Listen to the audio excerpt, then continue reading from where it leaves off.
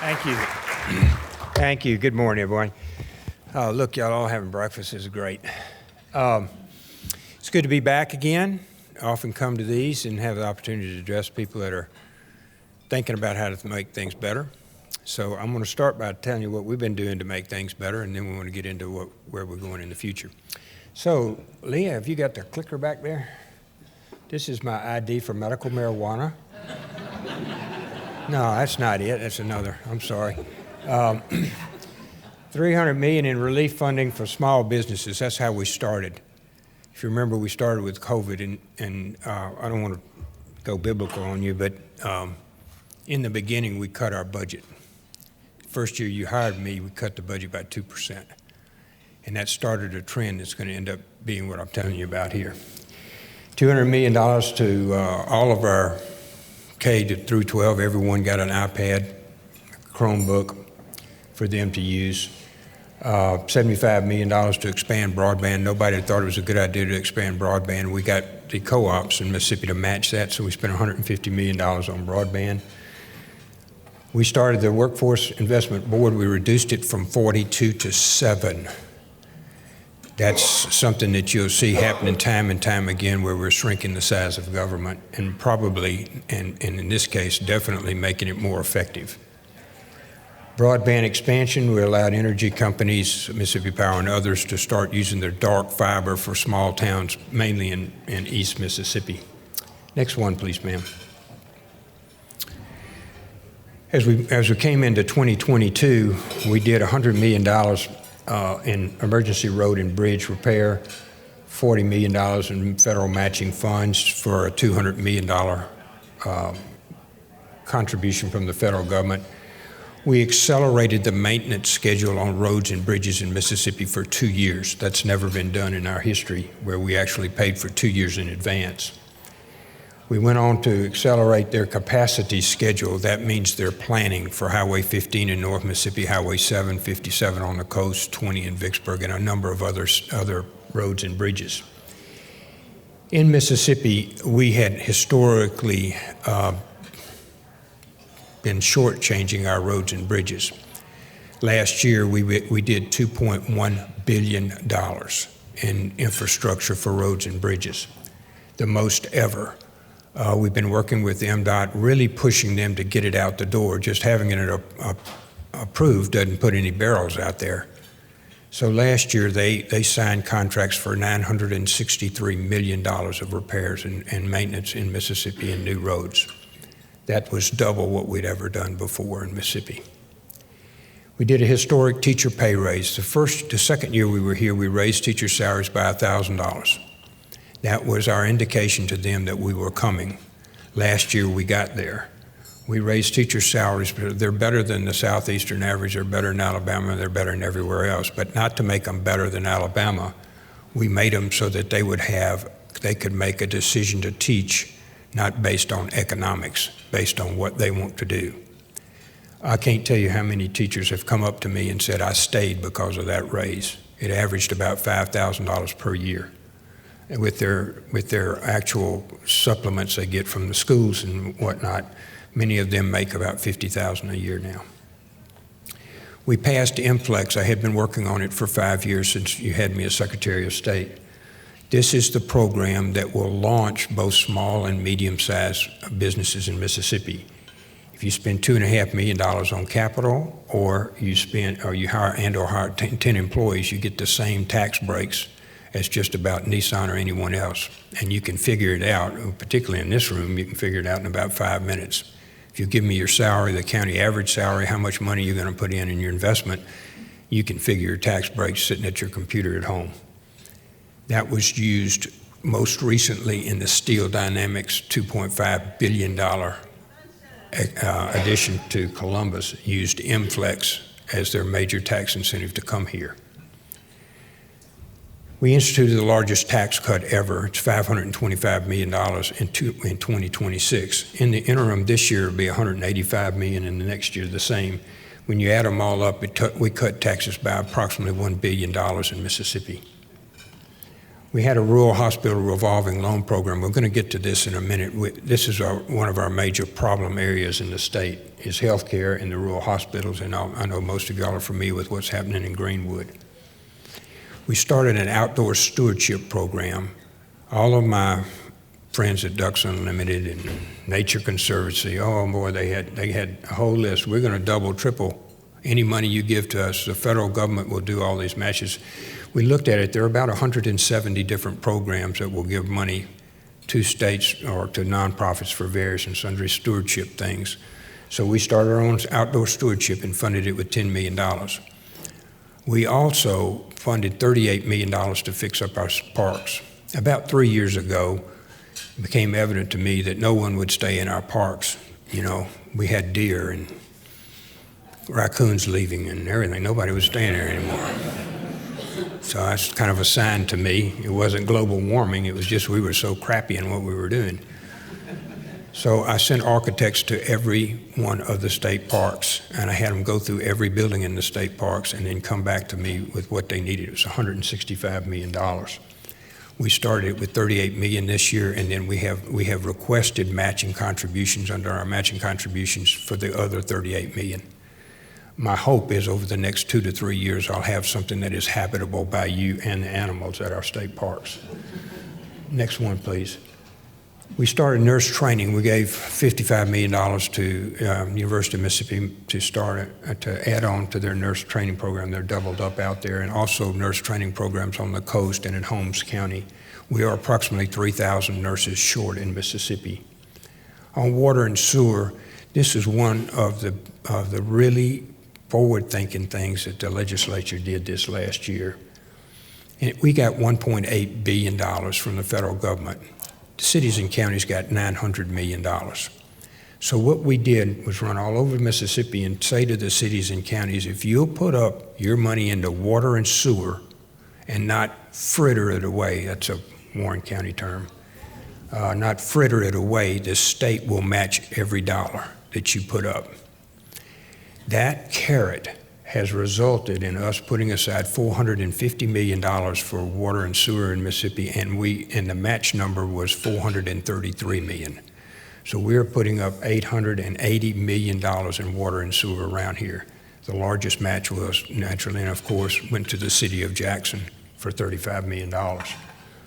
We gave $300 million in addition to that to rural water associations and did not require a match. They don't have any money. There's about 1,100 of them out there. They really struggle from time to time, and they're in a decrepit areas about where they're not having the new pumps and whatnot. So we gave $300 million, and those were fully subscribed. So the legislature, out of its $1.3 or $4 billion that we allocated $750 million to very long-term solutions for Mississippi critical water infrastructure. That has proved remarkably successful.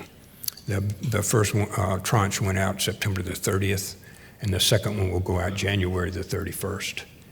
Real proud of the cities that actually sat down and said, I can double my money by putting this into long-term investments.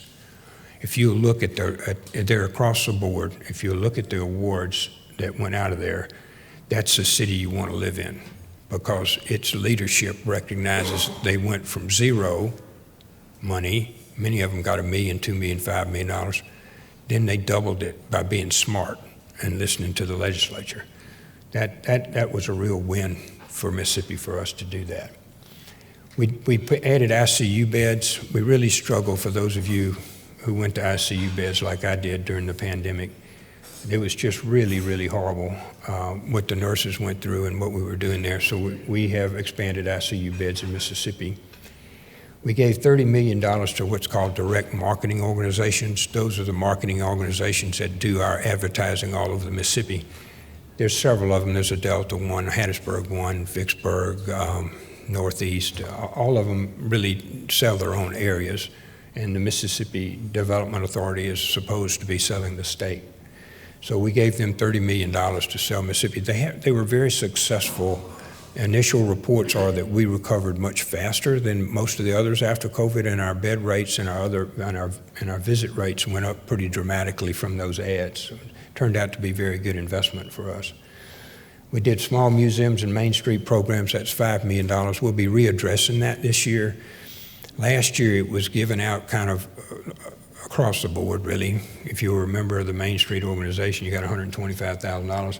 So this year we've asked them to go back and just bring to us a budget. Like, you know, Kosciuszko may get some this year, but they may not get any next year, and we need to start ranking those. That money just, if you just give them a lump sum across the board, basically half the projects don't ever get done. So I'd really rather fund one for $300,000 and not do anything somewhere else and make good use of our funds. Next one, please, ma'am. So, as I told you at the first, we cut the budget to about $5.7 or $5.8 billion when we started. And gradually it's increased over the last 3 years by about $300 or $400 million. During that particular time, we have expended $1.4 billion in ARPA money, American Rescue Plan money, and we have about $350 million left that I've held back to come back with our match or other items that the state may need to do. In addition to that, we have held the number of employees in Mississippi has been decreasing. We have decreased the number of employees from 26,000 to 23,000, almost a 15% drop in the number of state employees. When you reduce your budget and you lower the number of expenses for employees, you get more money. We have $1.6 billion in cash. We have $700 million in our rainy day fund and $350 million in our ARPA money. So when you look at us, we're running about $2.7 billion in cash in the Treasury as we speak today. The financial position that Mississippi has never been in, quite frankly, and may never be in again. But the way that we did that was by taking good common sense management structure and running Mississippi, as strange as it seems, like a business. This last year, we did pay raises for state employees. They're facing the same inflation you are. Eggs are up to $5 a dozen. All that stuff is happening, and we're going to look at a pay raise again. Not so much for inflation, but just to make sure our employees are somewhat near private employment. We can't match private employment, certainly some of the rural areas that you're in, but we want our employees to be able to at least be in the ballpark of what you make on the outside market. So we did something called SEC squared, and we brought a lot of people up to market rate or close to market rate. We did increases for the National Guard last year. On anybody that joins the National Guard can go to school now for free. Our corrections have had a quantum leap forward in corrections. We've changed a lot of things at Parchman. I'm not sure that we even keep Parchman long run. And we've opened another Walnut Grove that was closed, a number of areas on workforce training. We have a lot of our inmates now, nonviolent inmates that are on shorter terms, actually getting skill sets. And then we devoted a lot of money to mental health. Our mental health has been really struggling, our kids particularly after COVID and after being out of school and those social things that didn't occur. So we are struggling a good bit with mental health, and I meet with all of these people regularly. Education is your workforce of the future. That's the best asset we have in Mississippi is a child's brain. In addition to our agriculture and intellectual, all that other stuff, but the people that are going to work for you, the innovators and the people that are going to hire you and the people that will buy your business when you get through is sitting in school somewhere. So we needed to have education. So we have been on a tour and really working for the last 3 years on bringing Mississippi into a quarterly system. Those of you who are in Tupelo or from the Tupelo area will see that they're having conversations about moving Tupelo to the quarterly system.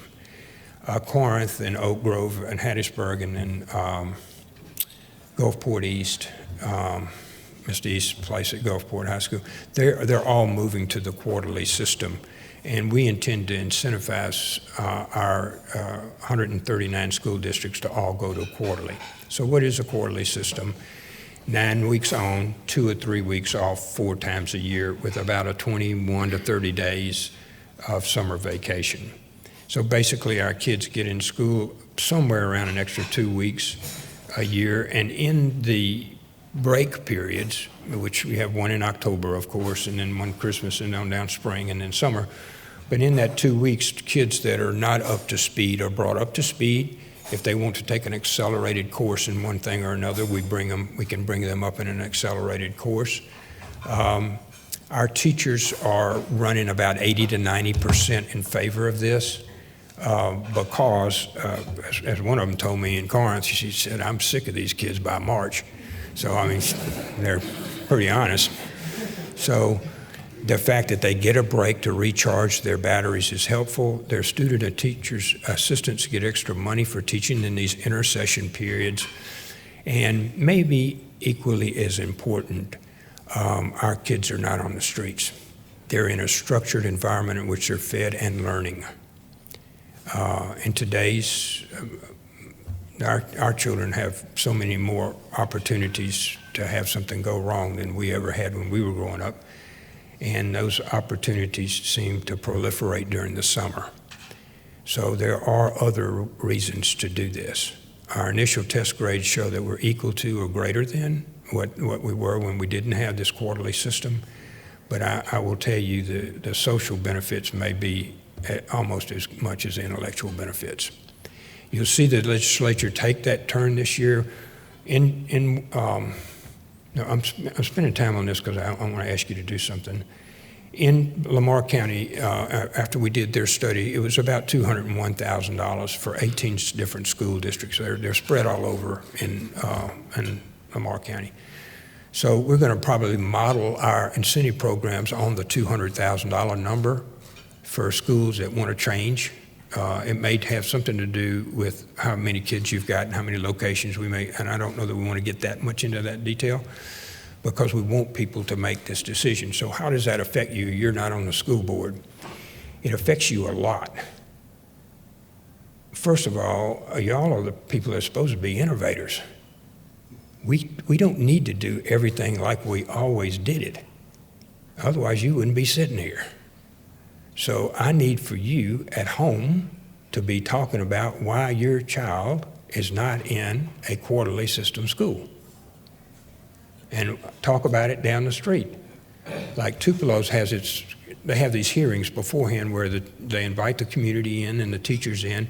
Lamar County did it 2 years ago, and then they tested after they had done it for a year. And it's running 82 to 85% of the public is supportive and the teachers about the same. So we do, once we get into it, we're finding that it is very well received. And what I'm telling you is it's going to be well received by the children intellectually and socially. So ask why your kids not have the ability to go to school year round. So we're going on our American Rescue Plan, where we'll get back to the $350 million or so this year. I'm real interested in matching long-term things with that money and not doing short-term. We've had some hearings on how the money's being used, and of course it just went out July the 1st, so you'll see some adjustments maybe for different ones. We still have issues at Child Protective Services. We have 4,000 children in our care and another 4,000 that are in some kind of adopted process. Those stories are just heart-rending.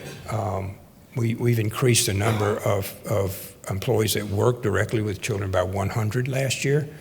So we went up about 25%. They have a very high turnover rate, probably 35 or 40% turnover rate among these workers.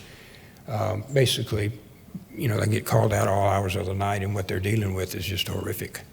So you'll see us addressing, I think, back into Child Protective Services again, and things I think we need to be doing. There's two pieces of litigation going on with that.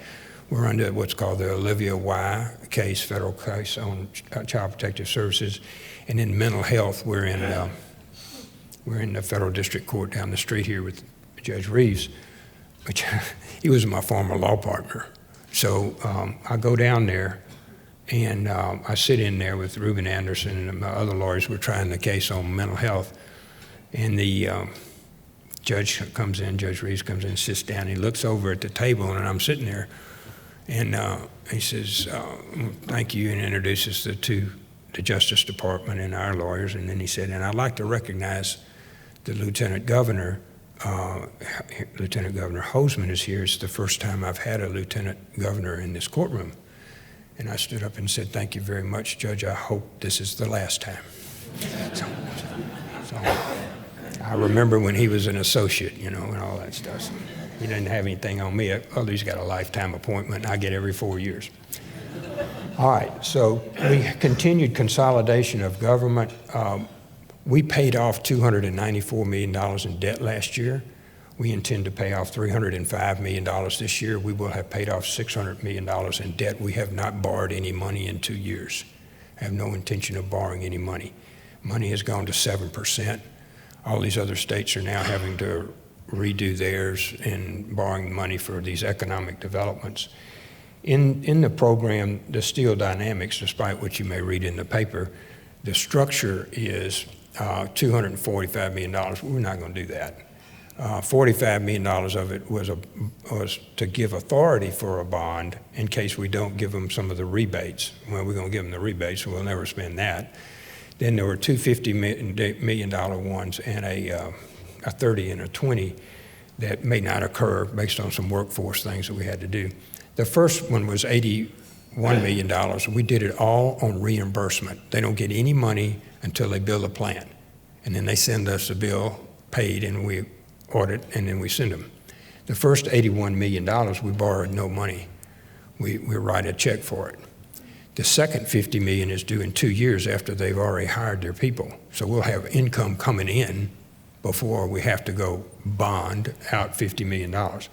There's a really good chance we'll never bond any money for that $2.5 billion investment.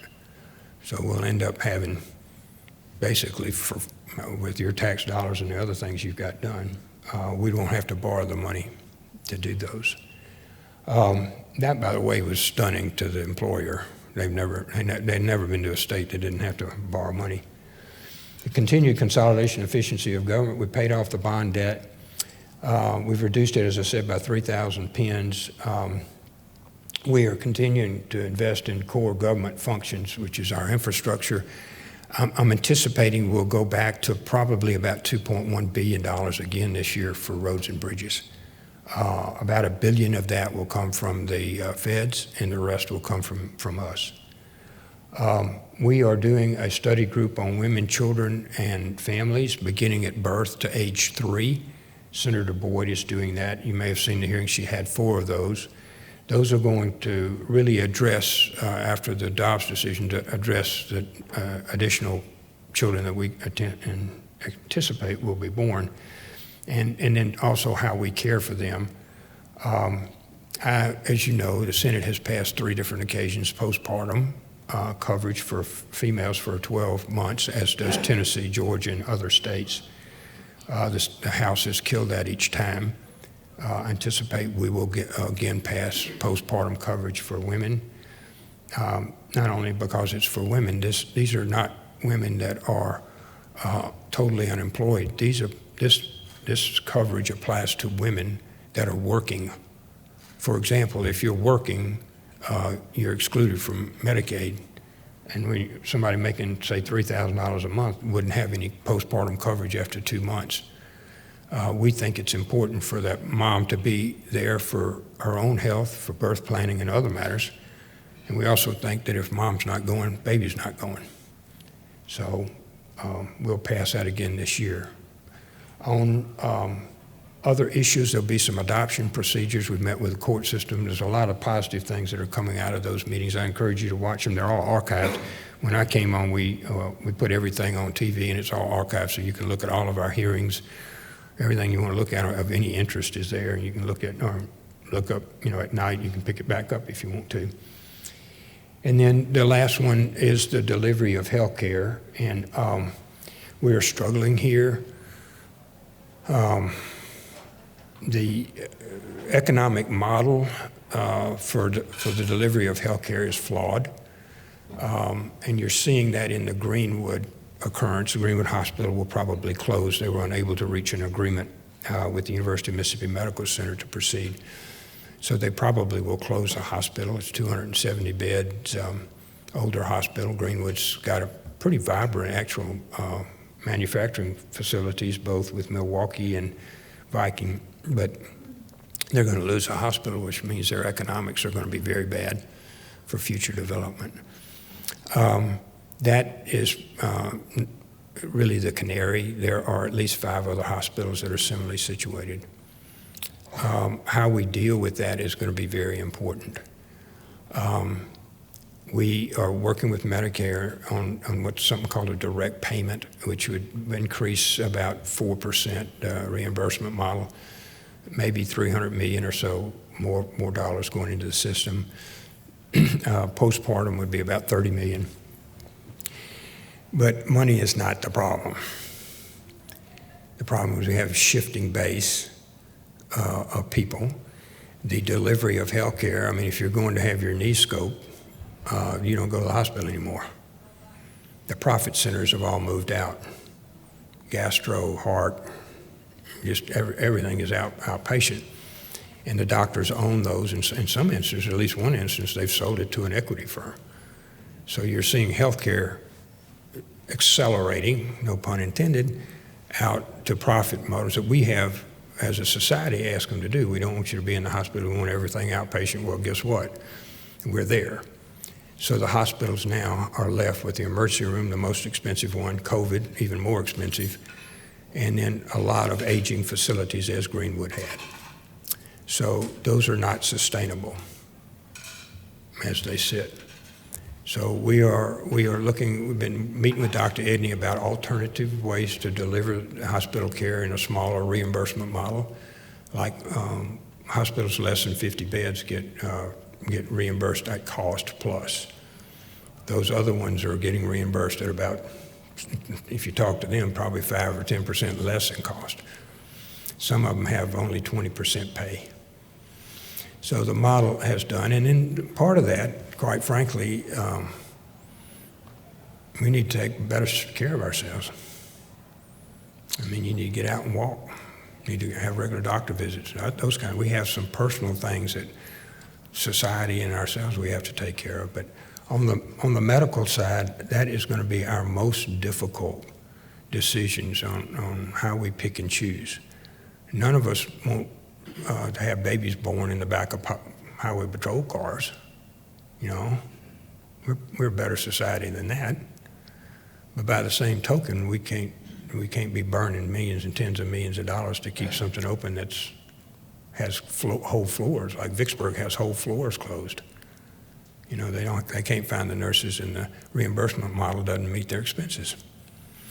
So it'll be one of our most difficult ones. We've got some cash, but we want to spend it really wisely on seeing how that model will work for healthcare delivery. And you keep seeing this. I mean, y'all see these as you ride around. There's these, they used to call them doc in a box. I don't think that's really a good thing to call them, but these clinics where you go for COVID testing, you go if you got the flu, you got a shot, I mean, you're seeing all of that proliferate. None of that is hospital oriented. So the hospital's market is shrinking, and all of the outpatient stuff is expanding. So this is impossible. And a reimbursement is less than the cost. Now, nothing survives that. So we'll be working on that a whole lot this year. We welcome any ideas about that. There's a whole lot of telemedicine stuff and everything, but those will be helpful, but it's not going to get to the core problem, I think. All right, I've got to go do the budget for the state. Speaker Gunn and I meet at 9 o'clock this morning. But I'll stop for a minute. If anybody's got a question, I'll try to give, I've got about 2 or 3, 5 minutes here that I'll be happy to answer any questions I can about anything that we've got going on in the state. I like to leave a little bit of time. So any questions from anyone? Yes, sir. Governor, there's been a lot of discussion on Medicare expansion, Medicaid expansion, and that being the rescue mode for the hospitals. Is that, any thoughts on that? I just don't think that's right. I just went through explaining why another 5% money probably not going to solve it. Because even with that, our deficits are too great. I think you'll see, you know, we want to do postpartum. I think you'll see increased reimbursement models by this direct payment and whatnot. But a full public health system doesn't work in England, and it's not going to work here, where you have to be delayed a year to go see a doctor. Our people are not going to put up with that. So we really need to come back. You remember how all this started? Was Delbert started this, when there was no health care out in the rural areas. So I'm old enough to remember that. All these young children don't remember Delbert, but they started building hospitals everywhere. The young ones started building hospitals everywhere because there wasn't any hospitals out there. So towns like Liberty and whatnot, all of them got little hospitals. Charleston. So what does Charleston do? It does a smart thing. It keeps 10 beds, emergency room, pediatrician, internal medicine, and a really aggressive health program.